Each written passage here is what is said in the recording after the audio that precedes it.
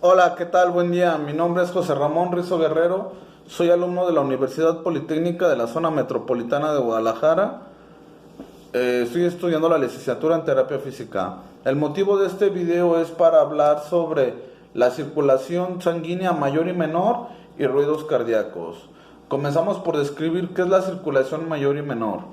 La circulación mayor es el recorrido que hace la sangre desde el corazón hacia el resto del organismo. Por su parte, la circulación menor hace referencia al recorrido sanguíneo que va desde el corazón hacia los pulmones. ¿Qué es la circulación mayor en específico? Se entiende por circulación mayor o circulación sistémica, también se conoce por ese nombre, al recorrido sanguíneo que comienza cuando la sangre, una vez que ha sido oxigenada en los pulmones, sale del ventrículo izquierdo del corazón para recorrer la aorta.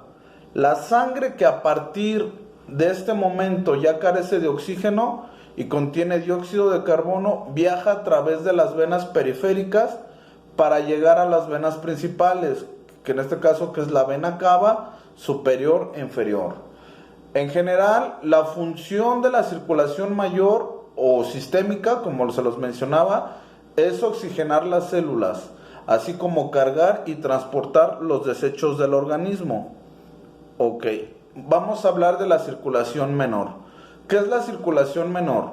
La circulación menor, o también conocida como circulación pulmonar, es el recorrido que hace la sangre con dióxido de carbono y sin oxígeno desde el ventrículo derecho hasta los pulmones.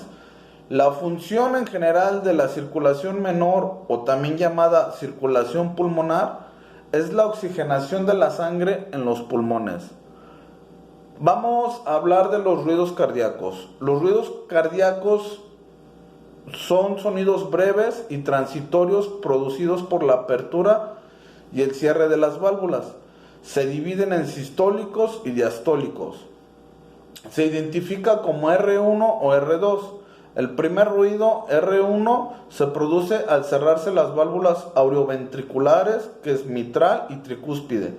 Al inicio de la sístole ventricular, habitualmente es fácil identificar, ya que la sístole, espacio entre R1 y R2, es sensiblemente menor que la diástole, espacio entre el R2 y R1. Por mi parte sería todo, espero que sea de su agrado este video. Muchas gracias, hasta luego.